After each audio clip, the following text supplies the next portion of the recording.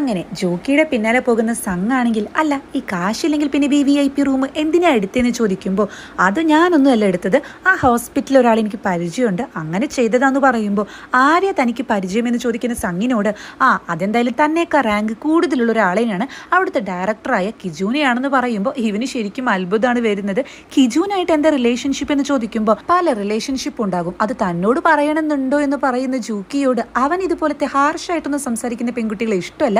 പിന്നെ ഇതെന്ത് സംഭവിച്ചു എന്ന് പറയുമ്പോൾ ഞാൻ പ്രിറ്റിയല്ലേ, മാത്രമല്ല കിജു നിങ്ങളെപ്പോലൊന്നുമല്ല, നല്ല കൂളാണ്, നല്ല സ്വഭാവമാണെന്നൊക്കെ പറയുമ്പോൾ ഞാൻ അവൻ്റെ കസിനായി എന്ന് സംഘ് പറയുന്നത് കേട്ട് ഇവള് ശരിക്കും ഷോക്ക് ആകുന്നുണ്ട്. ഇവള് പിന്നീട് കുറച്ച് മയത്തിലൊക്കെ സംസാരിക്കുമ്പോൾ എന്താ ഞാൻ ക്യാഷുകാരനാണെന്ന് പറഞ്ഞതുകൊണ്ടാണോ ഇങ്ങനെ മയത്തിലൊക്കെ സംസാരിക്കുന്നത് ഇവൻ ചോദിക്കുന്നുണ്ട്. അപ്പോൾ ഇവളാണെങ്കിൽ പിന്നെ എനിക്കിതിനൊന്നും വലിയ കാര്യമില്ല, എന്തായാലും നിങ്ങൾ ഇനി എൻ്റെ കൂടെ വരേണ്ടെന്നൊക്കെ പറഞ്ഞ് ഇവള് പോകുന്നതും അവിടേക്ക് വരുന്ന രണ്ട് ലേഡീസ് ഇവളെ തിരിച്ചറിയുന്നുണ്ട് കേട്ടോ. ആ ടൈമിൽ സംഘാണെങ്കിൽ ഇവിടെ നിന്നൊരു കർച്ചീഫ് വാങ്ങി മുഖമൊക്കെ പൊത്തുന്നുണ്ട്.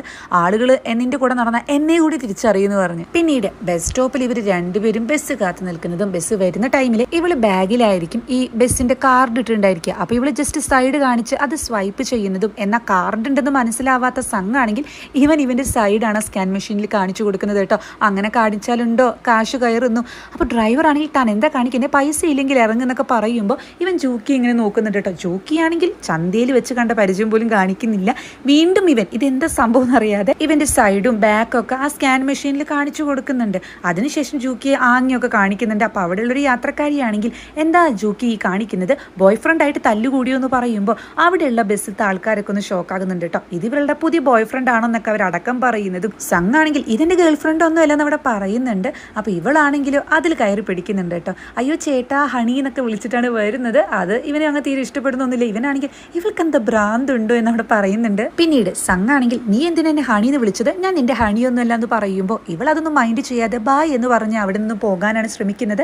അപ്പോൾ സംഘാണെങ്കിൽ നീ എന്തിനാ എന്നെ എപ്പോഴും ഇങ്ങനെ പറഞ്ഞയക്കാൻ നോക്കുന്നതെന്ന് ചോദിക്കുമ്പോൾ എന്താ പോണ്ടേ എന്നാണ് ഇവൾ തിരിച്ച് ചോദിക്കുന്നത്. അപ്പോൾ ഇവനാണെങ്കിൽ പോകണം, പക്ഷെ അതിന് മുന്നേ ഇന്നലെ നീ ഒരു കിസ്സിന്റെ കാര്യം പറഞ്ഞില്ലേ, അതെന്താ സംഭവം, അതെനിക്ക് അറിയണമെന്നുണ്ടെന്നൊക്കെ പറയുന്നതും ഇവളാണെങ്കിൽ 3 വർഷം മുന്നേ ഹാനിയാങ്ങിൽ വെച്ച് നമ്മൾ കണ്ടിട്ടുണ്ടായിരുന്നു. കണ്ടപ്പോൾ തന്നെ നമുക്ക് രണ്ടുപേർക്കും ഒരു ഇഷ്ടമൊക്കെ തോന്നി, നമ്മൾ ഒരുമിച്ച് ഒരുപാട് ടൈം സ്പെൻഡ് ചെയ്തിട്ടുണ്ടായിരുന്നു എന്നൊക്കെ ഇവള് പറയുന്നതും അപ്പോൾ അപ്പോഴായിരിക്കും അല്ലെ കിസ് ചെയ്തെന്ന് പറയുന്ന സംഘ് ഇതൊക്കെ എന്നാ സംഭവിച്ചു എന്ന് ചോദിക്കുമ്പോൾ 3 വർഷം മുന്നേ ജൂൺ ലാസ്റ്റ് ആവുമ്പോഴാണ് ഇത് സംഭവിച്ചതെന്ന് പറയുമ്പോൾ ഇവൻ ശരിക്കും ഷോക്ക് ആകുന്നുണ്ട്. കാരണം അന്ന് തന്നെയാണ് ഇവന് ആക്സിഡന്റ് പറ്റിയതും ആ ദിവസത്തെ കാര്യങ്ങളൊന്നും തന്നെ ഇവന് ഓർമ്മയില്ല എന്ന് നേരത്തെ ഡോക്ടറോട് പറയുന്ന ഒരു സീനും കാണിച്ചിരുന്നുവല്ലോ. അപ്പോൾ ഇവൻ ആകെ ഷോക്കായി നിൽക്കുന്നതും അപ്പോൾ എനിക്ക് നിന്നോട് നല്ല പ്രണയം ഉണ്ടായിട്ടുണ്ടാകും, അതുകൊണ്ടാണ് എനിക്ക് നിന്റെ പറ്റിയിട്ടുള്ള കാര്യങ്ങൾ ഇങ്ങനെ ഓർമ്മ വരുന്നതെന്ന് ഇവൻ പറയുമ്പോൾ എന്നെ ഇഷ്ടം തോന്നി എന്നൊക്കെ പറയുന്നത് ചുമ്മായാണ്, അങ്ങനെ ഇഷ്ടം തോന്നിയിരുന്നെങ്കിൽ നമ്മൾ രണ്ടുപേരും ഇതേ ഒരു അവസ്ഥയിൽ കണ്ടുമുട്ടില്ലായിരുന്നു എന്നാണ് അവളവിടെ പറയുന്നത്. സോറി എനിക്കിതൊന്നും ഓർമ്മയില്ല എന്ന് പറയുന്ന സംഘിനോട് അതിന് താൻ എന്തിനാ സോറി പറയുന്നത്, നമുക്കിടയിൽ ഇതൊക്കെ തന്നെയായിരിക്കും സംഭവിക്കുക, അതിനൊരു മാറ്റം ഉണ്ടാവുമെന്ന് എനിക്ക് തോന്നുന്നില്ല എന്ന് പറഞ്ഞിട്ടാണ് ഇവൾ അവിടെ നിന്നും പോകുന്നത്. അപ്പൊ ഇവനാണെങ്കിൽ ആകെ കൺഫ്യൂസ്ഡ് ആകുന്നുണ്ട്. പിന്നീട് ഇവളുടെ വീടിന്റെ അവിടുത്തെ ആ വഴി അതിവൻ ബുക്കിൽ വരച്ചിരുന്നല്ലോ, അതിവൻ ബോർഡിലേക്ക് വരയ്ക്കുന്നതും ഇതൊരു ചെറിയ കാര്യമല്ല, അങ്ങനെ ഒരു ചെറിയ കാര്യമാണെങ്കിൽ പിന്നെ ഞാൻ എന്താ എന്നും നിന്നെ തന്നെ ഇങ്ങനെ ഓർമ്മിക്കുന്നതെന്ന് ഇവൻ പറയുന്നതുമാണ് കാണിക്കുന്നത്. ഇതേ ടൈമിൽ കിജുൻ ഇവന്റെ ഓഫീസിലേക്ക് വരുന്ന ആ സമയത്ത് തന്നെയാണ് ലീഹ അങ്ങോട്ട് വരുന്നതും. അപ്പോൾ ഇവന്റെ ആ ഒരു കഴുത്തിലും ആ നെക്ലസ് ഉണ്ടായിരിക്കും കേട്ടോ. ഇത് കാണുന്ന ലീഹയാണെങ്കിൽ ഇതെന്താ ഫേക്ക് ആണോ എന്ന് ചോദിക്കുമ്പോൾ ആക്ച്വലി ഇവളുടെയാണ് ഫേക്ക് എന്ന് ഇവൾക്ക് അറിയില്ല. അപ്പോൾ കിജുനാണെങ്കിൽ അല്ല താനൊരു സെലിബ്രിറ്റി അല്ലേ, എന്നിട്ട് എന്തിനാ ഈ ഫേക്ക് ഫർ ഇട്ടിരിക്കുന്നതെന്നാണ് അവിടെ ചോദിക്കുന്നത്. ഫേക്കോ ഇത് ഒറിജിനൽ ആണെന്ന് പറയുന്ന ലീഹയോട് അതെ ഞാൻ അത്യാവശ്യം റിച്ച് ഫാമിലിയാണ് ജനിച്ചത്, എനിക്കിതുപോലത്തെ ഫേക്ക് ആയിട്ടുള്ളതൊന്നും ഇട്ടാൽ പറ്റത്തില്ല, അലർജി വരും, ഇത് ഫേക്കാന്നൊക്കെ പറഞ്ഞ് ഇവനത് ചെക്ക് ചെയ്യുന്നതും ഇവളാണെങ്കിൽ ഇവനെ തള്ളിയൊക്കെ മാറ്റുന്നുണ്ട്. അതിനുശേഷം ഡോർ തുറക്കാൻ നോക്കുമ്പോൾ പതിവ് പോലെ തന്നെ അത് പണി മുടക്കുന്നുണ്ട്. അപ്പോൾ ഇവനാണെങ്കിൽ മാറി നിൽക്കുന്നു പറഞ്ഞ് ഇവൾക്ക് വേണ്ടി ഇത് തുറന്നൊക്കെ കൊടുക്കുന്നുണ്ട്. നെക്സ്റ്റ് സീനിൽ ജോക്കിയുടെ അച്ഛനാണെങ്കിൽ മകനോട് ചോദിക്കുന്നുണ്ട് അല്ല എനിക്ക് ആക്സിഡന്റ് പറ്റിയ സമയത്ത് നീ ഒരു മോട്ടോർ സൈക്കിളിലാണല്ലോ വന്നത്, അതെന്താ സംഭവം എന്ന് ചോദിക്കുമ്പോൾ അതെന്റെ പാർട്ട് ടൈം ജോലിയാണ്, ചേച്ചിയോടൊന്നും പറയല്ലേ അച്ഛ എന്ന് ഇവൻ അവിടെ പറയുന്നതും ഇതിന് പാരിതോഷികമായിട്ട് അച്ഛന് ചെറിയൊരു പോക്കറ്റ് മണിയൊക്കെ കൊടുക്കുന്നുണ്ട് കേട്ടോ. അപ്പോൾ ജോക്കി ആണെങ്കിലോ ഈ ഫാമിലി ബഡ്ജറ്റ് കൂട്ടിമുട്ടിക്കുന്ന തിരക്കിലായിരിക്കും. അപ്പോൾ കുറച്ച് ഷോർട്ടേജ് വരുന്ന ടൈമിൽ ഇവള് നഞ്ചുവിനെ വിളിച്ചിട്ട് കാശൊക്കെ ചോദിക്കുന്നുണ്ട് കേട്ടോ. അച്ഛൻ്റെ ഹോസ്പിറ്റൽ ബില്ല് കാരണം ഇത്തിരി പൈസയൊക്കെ വേണമെന്ന് പറയുന്നതും ആ സമയത്ത് തന്നെയാണ് കിജുൻ വിളിക്കുന്നത്. ഇവളാണെങ്കിൽ തിരക്കിട്ട് ഫുഡ് പോലും കഴിക്കാതെ അവിടെ നിന്നും പോകുന്നതും ഒന്ന് കഴിച്ചിട്ട് പോകും മോളെ എന്നൊക്കെ അച്ഛൻ പറയുന്നുണ്ട്. അപ്പോൾ ഇവളാണെങ്കിൽ അർജന്റ് കേസുണ്ട്, എനിക്കൊരു പാർട്ട് ടൈം ജോലി കിട്ടി എന്ന് പറഞ്ഞിട്ടാണ് അവിടെ നിന്ന് ഓടുന്നത്. ഇതേ ടൈമിൽ സംഘാണെങ്കിൽ ജൂക്കിയെ പറ്റി എഴുതാൻ തന്നെ വേറെ സെപ്പറേറ്റ് പുസ്തകമൊക്കെ അവിടെ വെച്ചിട്ടുണ്ട്. അപ്പോൾ അതിൽ ഇവൻ ഹെഡിങ് ആയിട്ട് എഴുതിയിരിക്കുന്നത് ജൂക്കി ഒരു സ്ട്രേഞ്ച് പേഴ്സൺ, അതായത് എപ്പോഴും പ്രശ്നം ഉണ്ടാക്കിക്കൊണ്ടിരിക്കുന്ന സ്ട്രേഞ്ച് പേഴ്സൺ എന്നായിരിക്കും കേട്ടോ. അതിനുശേഷം ഡോക്ടർ പറഞ്ഞല്ലോ ഇവനിപ്പോൾ പ്രണയത്തിലാണെന്ന്, അങ്ങനെ പറഞ്ഞ ആ ഒരു ഡയലോഗും ഇവളുടെ കാര്യങ്ങളൊക്കെ ചിന്തിക്കുന്നതും പിന്നീട് ഫോണിൽ ഇവളുടെ പേരിൻ്റെ സ്ഥാനത്തും ഇത് തന്നെയാണ് കേട്ടോ സേവ് ചെയ്ത് വെക്കുന്നത്. ആ ടൈമിലാണ് കിജുൻ വിളിക്കുന്നതും, അതെ ഏജൻസിയിലേക്കൊന്ന് വരാമോ, ഇന്നൊരാളായിട്ട് ഇവിടെ ഒരു കോൺട്രാക്ട് സൈൻ ചെയ്യുന്ന പരിപാടി ഉണ്ടെന്ന് പറയുമ്പോൾ ഇതൊക്കെ എന്തിനാ എന്നോട് പറയുന്നതെന്നാണ് ഇവൻ തിരിച്ച് ചോദിക്കുന്നത്. അപ്പോൾ കിജുനാണെങ്കിൽ അല്ല ചേട്ടനല്ലേ ഞങ്ങളുടെ ഇവിടുത്തെ സ്പോൺസർ, പിന്നെ ഞാനന്ന് പറഞ്ഞില്ലേ തെറ്റിദ്ധാരണ കാരണം ഒരു ഇന്നസെൻ്റ് ആയിട്ടുള്ള പെൺകുട്ടി കുറ്റവാളിയായി മാറിയെന്ന്, ആ പെൺകുട്ടിയായിട്ട് ഞാൻ ഇന്ന് കോൺട്രാക്ട് സൈൻ ചെയ്യുന്നതെന്ന് പറയുമ്പോൾ സംഘ് പെട്ടെന്ന് അല്ല നീ പറയുന്ന പെൺകുട്ടി ജൂക്കിയാണോ എന്ന് ചോദിക്കുമ്പോൾ അതേലോ ചേട്ടൻ എങ്ങനെ അറിയാമെന്ന് ചോദിക്കുന്നതും ഇവനാണെങ്കിൽ എടാ അവൾക്ക് ഒരുപാട് ആൻറ്റി ഫാൻസ് ഉണ്ട് നിനക്കതൊന്നും അറിയില്ല എന്നാണ് തിരിച്ച് ചോദിക്കുന്നത്.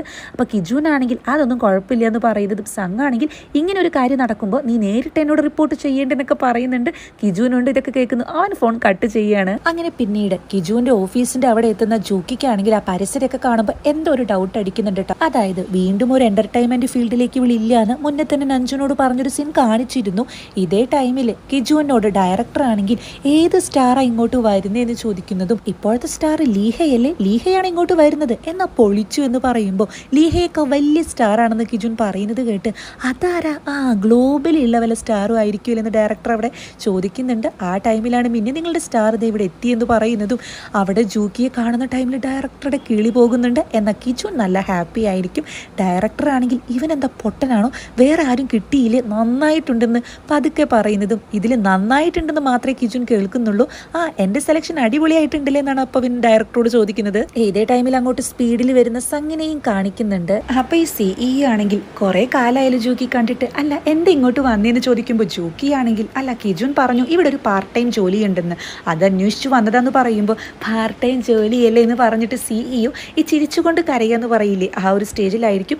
ആ ടൈമിലാണ് ഇതേ നമ്മുടെ സ്പോൺസർ ഇങ്ങോട്ട് വന്നിട്ടുണ്ടെന്ന് പറഞ്ഞ് മിന്നി സംഗിനെ വിളിച്ചുകൊണ്ട് വരുന്നതും സംഘാണെങ്കിൽ ഒട്ടും അറിയാത്ത പോലെ അല്ല ഇതായത് ജൂക്കിയോ എന്താ ഇവിടെ നിന്ന് ചോദിക്കുന്നുണ്ട്. അപ്പോൾ ഇവളും തിരിച്ച് അതേ ചോദ്യം ചോദിക്കുമ്പോൾ ഇത് കേൾക്കുന്ന കിജുവിനാണെങ്കിൽ നിങ്ങൾ തമ്മിൽ പരസ്പരം അറിയോ, എപ്പോ എവിടെ വെച്ച് എങ്ങനെയെന്നൊക്കെ വെപ്രാളത്തിൽ ചോദിക്കുന്നുണ്ട് കേട്ടോ. അപ്പോൾ ജൂക്കിയാണെങ്കിൽ അതൊന്നുമില്ല ജസ്റ്റ് അവിടെ ഇവിടെ വെച്ചിട്ടൊക്കെ കണ്ടിട്ടുണ്ടെന്ന് പറയുമ്പോൾ അവിടെ ഇവിടെ വെച്ചിട്ടോ എന്ന് സംഘം അവിടെ ചോദിക്കുന്നുണ്ട്. അപ്പോൾ കിജുവിനാണെങ്കിൽ അതായിരുന്നു അല്ലേ, ഞാൻ പെട്ടെന്ന് പേടിച്ചു പോയി എന്നവിടെ പറയുന്നതും സംഘിനെ കണ്ടിട്ട് മനസ്സിലാവാത്ത ഡയറക്ടർ അതായത് സിഇഒ ആണെങ്കിൽ അല്ല ഒരു കാര്യം ചോദിച്ചോട്ടെ ഈ ജെന്റിൽമാൻ ആരാ എന്ന് ചോദിക്കുമ്പോൾ കിജുവിനാണെങ്കിൽ അത് നമ്മുടെ സ്പോൺസറാണ്, ഈ ബിൽഡിങ്ങിന്റെ ഓണർ, എൻ്റെ രക്ഷകൻ എന്നൊക്കെ പറയുന്നുണ്ട്. ഇത് കേൾക്കുന്ന ജൂക്കി ആണെങ്കിൽ അപ്പോൾ ഇതൊക്കെ തൻ്റെയാണെന്ന് കാണിക്കാൻ വേണ്ടിയിട്ട് അതായത് സ്മാർട്ട് ആവാൻ വേണ്ടിയിട്ടായിരിക്കും വന്നതെന്ന് പറയുമ്പോൾ അങ്ങനെ വിചാരിച്ചാൽ എനിക്ക് വലിയ കുഴപ്പമൊന്നുമില്ല, അല്ല താൻ എന്താ ഇവിടെ എന്ന് ഇവൻ തിരിച്ചു ചോദിക്കുന്നുണ്ട്. അപ്പോൾ ജൂക്കി ആണെങ്കിൽ അത് തന്നോട് പറയേണ്ട ആവശ്യമില്ലെന്ന് പറഞ്ഞ് കിജുവിനോട് അല്ല എന്ത് പാർട്ട് ടൈം ജോലിക്ക് എന്നെ വിളിച്ചെന്ന് ചോദിക്കുന്നുണ്ട്. അപ്പോൾ കിജുവിനാണെങ്കിൽ തന്നെ ഞങ്ങളുടെ ഏജൻസിയിലേക്ക് എടുക്കാൻ പോകുന്നുണ്ട്, അതിൻ്റെ ഒരു കോൺട്രാക്ട് സൈൻ ചെയ്യണം, തന്നെ ഗൈഡ് ചെയ്യുന്നത് ഞങ്ങളുടെ സിഇഒ ആയിരിക്കും എന്ന് പറയുമ്പോൾ ആകെ ഷോക്കാകുന്ന സിഇഒ കിജുവിനെ നമുക്കൊന്ന് മാറി നിന്ന് സംസാരിച്ചാലെന്ന് ചോദിക്കുന്നതും എനിക്ക് താല്പര്യമില്ലെന്ന് ഇവൻ ഒറ്റയടിക്ക് അവിടെ മറുപടി പറയുന്നുണ്ട്. സംഘാണെങ്കിൽ ഒരു കോൺട്രാക്ട് സൈൻ ചെയ്യാന്ന് പറഞ്ഞാൽ അത് പെട്ടെന്ന് തീരുമാനിക്കാൻ പറ്റുന്ന കാര്യമാണോ, നന്നായി ആലോചിക്കേണ്ടേ, അല്ലെങ്കിൽ തന്നെ ഒരുപാട് സെലിബ്രിറ്റീസ് വേറെ ഉണ്ടല്ലോ, എന്നിട്ടും ഈ ഫീൽഡ് ഔട്ട് ആയി പോയ ജോക്കിയാണോ കിട്ടിയത്, ഇവൾക്ക് ഫാൻസിനേക്കാൾ കൂടുതൽ ആന്റി ഫാൻസ് ഉള്ളത്, അതൊന്നും നിനക്ക് അറിയത്തില്ല, അത് മാത്രമല്ല ഇവളുടെ കണ്ടീഷൻ തന്നെ എന്ന് പറയുമ്പോഴേക്കും ജൂക്കി ഇവനൊരു നോട്ടം നോക്കുന്നുണ്ട് കേട്ടോ. ഇതേ ടൈമിൽ സിഇഒ ആണെങ്കിലോ കണ്ടോ നമ്മുടെ സ്പോൺസർക്ക് നല്ല ബോധമുണ്ട്, ഒന്നില്ലെങ്കിൽ ആ സ്പോൺസർ പറയുന്നത് കേൾക്കുന്നു പറയുന്നതും ഞാൻ ആരും പറയുന്നതും കേൾക്കുന്നില്ല എന്ന് പറഞ്ഞ് പിന്നെ ആ കോൺട്രാക്ട് എടുത്തു കൊണ്ടുപോയോ എന്നാണ് കിജുൻ അവിടെ പറയുന്നത്. ഈ സാത്താന്മാരൊന്നും പറയുന്നത് താൻ കേൾക്കണ്ട, താൻ ഈ കോൺട്രാക്റ്റിൽ സൈൻ ചെയ്ത് കഴിഞ്ഞാൽ ബാക്കി എല്ലാ കാര്യം ഞാൻ നോക്കിക്കോളാം എന്നവിടെ പറയുന്നതും ഇവളാണെങ്കിൽ ആ കോൺട്രാക്ട് പേപ്പറിന്റെ മുന്നിൽ കൺഫ്യൂസ്ഡ് ആയിട്ട് ഇരിക്കുന്നതാണ് കാണിക്കുന്നത്. തിരിച്ച് ഇവള് സംഘിന്റെ കൂടെ പോകുന്ന ടൈമിലാണ് ആ ഒരു ബിൽഡിങ്ങിൽ തന്നെയാണല്ലോ ഇവളുടെ മുന്നത്തെ സിഇഒ ആയ കിം ഉള്ളത്. അപ്പൊ കിമ്മിനെ കാണുന്നതും ഇവളാണെങ്കിൽ പതുക്കെ നടക്ക് അയാൾ കാണേണ്ട എന്നൊക്കെ പറയുമ്പോൾ അയാൾ ആരാ എന്നിവൻ ചോദിക്കുന്നുണ്ട്. അപ്പൊ ഇവളാണെങ്കിൽ പ്ലീസ് പ്ലീസ് പതുക്കെ നടക്ക് എന്നൊക്കെ പറയുന്നുണ്ടെങ്കിലും ഇവനാണെങ്കിൽ മനഃപൂർവ്വം അല്ല ജൂക്കി എന്ന് ഉറക്കെ വിളിക്കുന്നുണ്ട്. അപ്പൊ ഇത് കേൾക്കുന്ന കിം ആണെങ്കിൽ ജൂക്കിയോ കുറെ കാലമായാലോ കണ്ടിട്ട് എന്നവിടെ ചോദിക്കുന്നതും ഇവളാണെങ്കിൽ അതെ അതെ എന്നൊക്കെ പറഞ്ഞിട്ട് ഓരോന്നൊക്കെ സംസാരിക്കുന്നുണ്ട്. അപ്പൊ കിം ആണെങ്കിൽ അല്ല എന്താ ഇങ്ങോട്ട് വന്നതെന്ന് ചോദിക്കുമ്പോൾ ഇവള് കയ്യിലുള്ള എൻവലപ്പ് കാണാതെ മറയ്ക്കുന്നുണ്ട് കേട്ടോ. ജസ്റ്റ് ഒരു ഫ്രണ്ടിനെ കാണാൻ വന്നതായെന്ന് ഇവള് പറയുന്നതും അല്ല എങ്ങനെ ഇപ്പൊ ജീവിക്കുന്നതെന്ന് ചോദിക്കുമ്പോൾ അത് ഞാൻ കുറെ ജോലിയൊക്കെ എടുക്കുന്നുണ്ടെന്നൊക്കെ പറഞ്ഞ് ഇവൾ അവിടെ നിന്നും എസ്കേപ്പ് അടിക്കുന്നുണ്ട്. സംഘാണെങ്കിൽ അയാൾ ആരാ, കണ്ടിട്ട് അത്ര നല്ല ആളാണെന്നൊന്നും തോന്നുന്നില്ലെന്ന് ചോദിക്കുമ്പോൾ ഇവളാണെങ്കിൽ ആകെ ചൂടായിട്ട് തന്നോട് ഞാൻ മിണ്ടാതിരിക്കാൻ പറഞ്ഞതില്ലേ വേണമെന്ന് വെച്ചിട്ടില്ലേ താൻ അങ്ങനെ ചെയ്തെന്നൊക്കെ ചോദിച്ച് അങ്ങ് ചൂടാകുന്നുണ്ട് കേട്ടോ. അപ്പോൾ ഇവനാണെങ്കിൽ എടോ ഞാൻ ജസ്റ്റ് തമാശയ്ക്ക് ചെയ്തതാ, എന്താ സീരിയസ് ആയി പോയോ എന്ന് ചോദിക്കുമ്പോൾ സീരിയസ് ആയി പോയി, തനിക്ക് പിന്നെ എല്ലാം തമാശയാണല്ലോ എന്നൊക്കെ പറയുന്ന ഇവളോട് അല്ല തൻ്റെ കണ്ണിന്ന് വെള്ളം വരുന്നുണ്ടല്ലോ താൻ കരയുകയാണോ എന്ന് സംഘം ചോദിക്കുന്നതും ഇവളാണെങ്കിൽ ആകെ ദേഷ്യത്തിൽ എൻ്റെ മുന്നിൽ വന്നു പോകരുതെന്നൊക്കെ പറഞ്ഞിട്ടാണ് അവിടെ നിന്നും പോകുന്നത്. നെക്സ്റ്റ് സീനിൽ സംഗിന്റെ ഡോക്ടർ ആണെങ്കിൽ സംഗ് ഒരു പെൺകുട്ടിയായിട്ട് ഇപ്പൊ ഡേറ്റ് ചെയ്യുന്നുണ്ടെന്ന് തോന്നുന്നു എന്നൊക്കെ ചെയർവുമണ്ണോട് പറയുന്നതും, അതായത് ഇവന്റെ അപ്ഡേറ്റ്സ് ഒക്കെ ഈ ഡോക്ടർ ചെയർവുമണ്ണോട് പറയുന്നുണ്ട് കേട്ടോ. അവിടെ ഇരിക്കുന്ന എല്ലാവർക്കും ഇവന്റെ ഒരു കണ്ടീഷൻ അറിയാം. അപ്പൊ ചെയർവുമൺ ആണെങ്കിൽ മുന്നേ ഒരിക്കലും ഇവൻ ഒരു സ്ത്രീകളോടും ഇങ്ങനെ ഒരു താല്പര്യമൊന്നും കാണിച്ചിട്ടില്ലല്ലോ എന്നാണ് അവിടെ ചോദിക്കുന്നത്. അപ്പൊ ഡോക്ടർ ആണെങ്കിൽ ആൾക്ക് കുട്ടിക്കാലത്ത് ഒരു ട്രോമ ആയിട്ടുള്ള ഒരു ആക്സിഡന്റ് ഒക്കെ സംഭവിച്ചിട്ട് ഇപ്പോഴും ആൾ അത് തന്നെ ചിന്തിക്കുന്നില്ലേ, അതുപോലെ ഇത് എപ്പോഴും ആൾക്ക് നടന്നൊരു സംഭവമാണ്, അങ്ങനെ ഒരു ഓർമ്മ തിരിച്ചു കിട്ടുന്നതാണെന്നൊക്കെ അവിടെ പറയുന്നതും, അവിടെ മറ്റൊരു ഡോക്ടർ ഉണ്ട് കേട്ടോ, ഒരു കുത്തിത്തിരിപ്പൻ ഡോക്ടർ, നമുക്ക് പാര എന്നൊക്കെ വിളിക്കാം കേട്ടോ, പേരൊക്കെ പറയാൻ ഭയങ്കര ബുദ്ധിമുട്ടാണ്. അപ്പോൾ ഈ പാര ഡോക്ടർ ആണെങ്കിൽ അല്ല ഇനിയിപ്പോൾ അങ്ങനെ ഉണ്ടെങ്കിൽ തന്നെ ആ പെൺകുട്ടിയെ അവൻ ആലോചിക്കാനൊന്നും പോകുന്നില്ല, കാരണം നമ്മുടെയൊക്കെ മെമ്മറി പോലെയല്ലല്ലോ ആളുടെ മെമ്മറി എന്ന് പറഞ്ഞാൽ അങ്ങ് ചിരിക്കുകയാണ്. അപ്പോൾ ഇത് ചെയർവുമണ്ണിന് അത്രയ്ക്ക് അങ്ങ് ഇഷ്ടമാകുന്നില്ല. അപ്പോൾ ചെയർവുമണ്ണാണെങ്കിൽ ഏതാ പെൺകുട്ടി എന്ന് ചോദിക്കുന്നുണ്ട്. സ്വാഭാവികമായിട്ടും ആ ചോദ്യം ആരോടായിരിക്കും? സെക്രട്ടറിയോട് തന്നെയായിരിക്കും, കാരണം അവൻ്റെ കൂടെ 24 മണിക്കൂർ നടക്കുന്നത് യാങ് അല്ലേ. അപ്പോൾ യാങ് ആണെങ്കിൽ അതൊരു സെലിബ്രിറ്റി ആണെന്ന് അവിടെ പറയുന്നതും ഇത് കേൾക്കുന്ന ചെയർവുമണ്ണിന് നല്ല ദേഷ്യമാണ് വരുന്നത്. എത്രയും പെട്ടെന്ന് അവൻ്റെ ജീവിതത്തിൽ നിന്ന് അവളെ മാറ്റണം എന്നാണ് അവിടെ പറയുന്നത്. ഈ സെലിബ്രിറ്റി എന്ന് പറയുന്നൊരു ഫീൽഡ് ചെയർവുമണ്ണിന് തീരെ ഇഷ്ടമല്ല. നെക്സ്റ്റ് സീനിൽ ഡ്രിങ്ക്സ് അടിക്കുന്ന നഞ്ജുനാണെങ്കിൽ ഈ കോൺട്രാക്ട് പേപ്പറൊക്കെ കാണുന്നതും, ഇത് നിനക്ക് കിട്ടിയ നല്ലൊരു ചാൻസ് ആണ്, ഇത് മിസ് ചെയ്യരുത്. ഈ ഏജൻസിയുടെ CEO ആയിട്ടുള്ള ജങ് എന്ന് പറയുന്നത് അത്ര നിസ്സാരക്കാരനൊന്നുമല്ല. ഇപ്പം അയാൾ കുറച്ച് തകർച്ചയിലാണ്, പക്ഷെ പണ്ട് അയാൾ ഒരുപാട് സംഭാവനകളൊക്കെ ചെയ്തിട്ടുണ്ട്. എന്തിനു പറയുന്നു, ഇപ്പോഴത്തെ സ്റ്റാർ ആയിട്ടുള്ള ലീഹ വരെ ആദ്യം കോൺട്രാക്ട് പേപ്പറിൽ സൈൻ ചെയ്തത് ഇദ്ദേഹമായിട്ടാണ്. എന്തായാലും നിനക്കിത് ദൈവം തന്നൊരു ചാൻസ് ആണെന്നൊക്കെ പറയുമ്പോൾ ജോക്കിയാണെങ്കിൽ നഞ്ജൂൻ, ഞാൻ പറഞ്ഞല്ലോ എനിക്ക് ഈ ഫീൽഡിലേക്ക് വരാൻ താല്പര്യമില്ല, ഞാൻ ഇപ്പോൾ ഉള്ള എൻ്റെ ജീവിതത്തിൽ വളരെ ഹാപ്പിയാണെന്ന് പറയുന്നതും, നഞ്ജുനാണെങ്കിൽ എന്ത് ജീവിതം എന്ത് ഹാപ്പി എന്ന് കണ്ണിക്കണ്ട ബോട്ടിൽ ഏതോ തലയ്ക്ക് വെളിവില്ലാത്ത ആൾ പറഞ്ഞിട്ട് ഓരോ വീഡിയോസ് ചെയ്യുന്നു. പിന്നെ അയാൾ നിന്നെ വിറ്റിട്ട് കണ്ണിക്കണ്ട വീഡിയോസ് എടുത്ത് അത് വൈറലാക്കി നിന്നെ ആകെ നാണം കെടുത്തി. ഇതൊക്കെയാണോ നിന്റെ സന്തോഷമുള്ള ജീവിതം എന്ന് അവിടെ ചോദിക്കുന്നുണ്ട്. നിനക്ക് നിന്റെ കടങ്ങളൊക്കെ തീർക്കണ്ടേ, നിന്റെ സിംബ്ലിങ്സിനെ നന്നായി നോക്കണ്ടേ, നിന്റെ അച്ഛനെ നന്നായി കെയർ ചെയ്യണ്ടേ, അപ്പോൾ ഈ ഒരു ഫീൽഡിലേക്ക് വരിക നിനക്ക് നല്ലത്. അത് മാത്രമല്ല 3 വർഷം മുന്നേ നടന്ന ആ ഒരു ഇൻസിഡന്റ്, അതിന്റെ പേരിൽ നീ എത്ര അപമാനിക്കപ്പെട്ടു, അത് നിനക്ക് ക്ലിയർ ഒക്കെ ചെയ്യേണ്ടതെന്ന് ചോദിക്കുന്നതും, ഇവളാണെങ്കിൽ ജസ്റ്റ് സൈലന്റ് ആയിട്ടാണ് അവിടെ ഇരിക്കുന്നത്. നെക്സ്റ്റ് സീനിൽ കിജൂൻ ആണെങ്കിൽ സിംവോ ഗ്രൂപ്പിന്റെ ഒക്കെ ആ മാനേജർ ഉണ്ടല്ലോ ആളെ വിളിച്ചിട്ട് 3 വർഷം മുന്നേ ഞാൻ കൊറിയയിൽ നിന്ന് പോകുന്ന ടൈമിൽ ജൂക്കി എന്ന് പറയുന്ന ഒരു ലേഡി വിൽപ്പനയ്ക്ക് ഒരു വീട് ഇട്ടിരുന്നില്ലേ, അത് വാങ്ങാൻ ഞാൻ പറഞ്ഞിരുന്നു, ആ വീടിന്റെ കീ എവിടെയെന്ന് ചോദിക്കുമ്പോൾ അയ്യോ ആ വീട് ഞാൻ സെക്രട്ടറി യാങ്ങിന് കൊടുത്തു എന്ന് പറയുന്നതും, പിന്നീട് കിജൂൻ യാങ്ങിനെ വിളിച്ചിട്ട് അതിനെപ്പറ്റി ചോദിക്കുന്നുണ്ട്.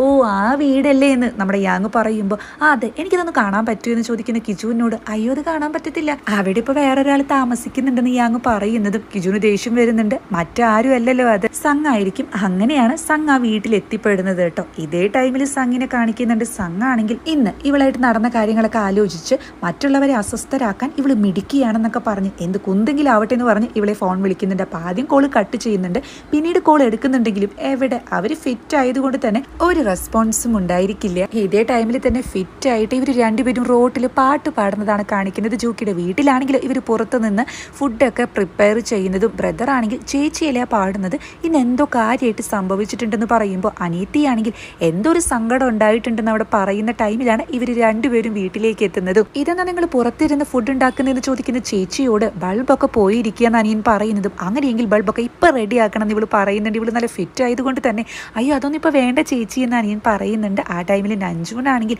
ഇന്നൊരു അടിപൊളി ദിവസമാണ്, ദേ ഇവളൊരു കോൺട്രാക്ട് പേപ്പറിൽ സൈൻ ചെയ്യാൻ പോവാന്നൊക്കെ പറയുമ്പോൾ ഇവർ 3 പേരും ഷോക്ക് ആകുന്നുണ്ട്. ശരിക്കും സൈൻ ചെയ്യാൻ പോവാണോ എന്ന് ചോദിക്കുന്ന ഇവരോട് അല്ലല്ലോ എന്നാണ് ഇവൾ മറുപടി പറയുന്നത്. അതിനുശേഷം അവിടെയുള്ള ഒരു ഗ്രേവി നന്നായിട്ട് തന്നെ ഈ പേപ്പറിൽ വെച്ച് തേക്കുന്നുണ്ട്. പിന്നീട് ഇവൾ നോക്കുമ്പോൾ നഞ്ജുൻ ഇവളുടെ അനീത്തിയുടെ കൂടെ കിടന്നുറങ്ങുന്നതും, ഹാളിലാണെങ്കിൽ അച്ഛനും അനിയനൊക്കെ കിടക്കുന്നുണ്ട്. ഇവൾ സൈലന്റ് ആയിട്ട് ആ കോൺട്രാക്ട് പേപ്പറുമായിട്ട് പുറത്തിറങ്ങുന്നതും, അതിനുശേഷം ഇത് എങ്ങനെയാണ് സംഭവിക്കുന്നൊക്കെ ഇവളോട് മോണാക്ട് ചെയ്യുന്നുണ്ട് കേട്ടോ. ഒരു സൈഡിൽ നിന്നിട്ട് ഈ ഒരു കോൺട്രാക്റ്റിൽ സൈൻ ചെയ്യാമോ എന്ന് ഇവൾ പറയുന്നതും, മറ്റൊരു സൈഡിൽ നിന്നിട്ട് ഞാൻ ആലോചിക്കട്ടെ എന്നൊക്കെ പറയുന്നതും, പിന്നീട് നിങ്ങൾ ഇതിൽ സൈൻ ചെയ്യുകയാണെങ്കിൽ ഞങ്ങൾക്ക് ഒരുപാട് ഭാഗ്യമാണ്, പ്ലീസ് ഒന്ന് സൈൻ ചെയ്യൂ എന്നൊക്കെ പറയുമ്പോൾ ജോക്കി തന്നെ എന്തായാലും നിങ്ങൾ ഇങ്ങനെയൊക്കെ പറയുമ്പോൾ ഞാൻ എങ്ങനെ സൈൻ ചെയ്യാതിരിക്കുക എന്നൊക്കെ പറഞ്ഞ് ഒരു മോണാക്ട് കാഴ്ച വെക്കുന്നുണ്ട്. അങ്ങനെ ആ മോണാക്ടിൻ്റെ അവസാനം ഇവൾ ആ പേപ്പറിൽ സൈൻ ചെയ്യുന്നതും, അതിനുശേഷം എനിക്ക് ഇത്രയും മതി എന്ന് പറഞ്ഞ് ഇവൾ ആ ഒരു കോൺട്രാക്ട് പേപ്പർ അവിടെ ഇരിക്കുന്ന വേസ്റ്റ് പേപ്പേഴ്സിൻ്റെ കൂടെ വെക്കുന്നുണ്ട്. ഇതേ ടൈമിൽ ചെടികൾക്ക് വെള്ളമൊക്കെ നനയ്ക്കുന്ന സംഗ് ആണെങ്കിലോ ഇതുവരെ അവൾ വിളിച്ചില്ലല്ലോ, എനിക്ക് എന്തോ വല്ലാത്ത ഫീലിംഗ് ഒക്കെ ആകുന്നുണ്ട്, ആകെ മോശമായി പോയി എന്നൊക്കെ പറഞ്ഞ് ഇവൻ അവിടെ ചാരുന്ന ടൈമിൽ ഇവൻ അതുവരെ കാണാത്തൊരു ഡോർ അവിടെ ഓപ്പൺ ആകുന്നുണ്ട് കേട്ടോ. ഇവൻ അവിടെ വന്നിട്ട് അധികമൊന്നും ആയിട്ടില്ലല്ലോ, അതുകൊണ്ട് തന്നെ ആ ഡോർ അവിടെ ശ്രദ്ധിച്ചിട്ടില്ല. ഇവനാണെങ്കിൽ അതിൻ്റെ ഉള്ളിൽ ഇവൻ അന്ന് വാങ്ങിക്കൊടുത്ത അതേ റെഡ് ഷൂവും ഒരു ടേപ്പ് റെക്കോർഡറൊക്കെയാണ് കാണുന്നത്. എന്നാൽ ഇതൊന്നും ഇവളുടെയാണെന്ന് നമ്മുടെ സംഗിന് അറിയത്തില്ല. ഇവനാണെങ്കിൽ അതൊക്കെ അവിടെ നിന്ന് എടുക്കുന്നുണ്ട്. ഇതേ ടൈമിൽ തന്നെ ജോക്കി ആണെങ്കിലും അവളുടെ അവളുടെ ഒരു പാട്ടാണ് ടേപ്പിൽ പ്ലേ ചെയ്യുന്നത്. അങ്ങനെ അത് ആസ്വദിച്ചിരിക്കുന്നതും സങ്ങാണെങ്കിൽ ഇവൻ്റെ കയ്യിലുള്ള ഈ ടേപ്പിൽ ഇതേ സോങ് തന്നെ പ്ലേ ചെയ്യുന്നുണ്ട് കേട്ടോ. അപ്പോൾ ഈ സോങ് എന്ന് പറഞ്ഞാൽ ലവിനെ പറ്റിയും റിലേഷൻഷിപ്പിനെ പറ്റിയും അതുപോലെ ഒറ്റയ്ക്കാകുന്നതിനെ പറ്റിയിട്ടൊക്കെയുള്ള ഒരു കണ്ടന്റ് ആയിരിക്കും. ജോക്കിയാണെങ്കിൽ അവളുടെ പാട്ട് ആസ്വദിച്ച് കേൾക്കുമ്പോൾ അത്ര ആസ്വദിച്ചിട്ടല്ല സങ് ഈ പാട്ട് കേൾക്കുന്നത്. ഇവനാകെ ഇമോഷണൽ ആയിട്ട് ഇവൻ്റെ കണ്ണിൽ വെള്ളമൊക്കെ നിറയുന്നുണ്ട്. ഇവിടെ വെച്ചിട്ടാണ് എപ്പിസോഡ് അവസാനിക്കുന്നത്.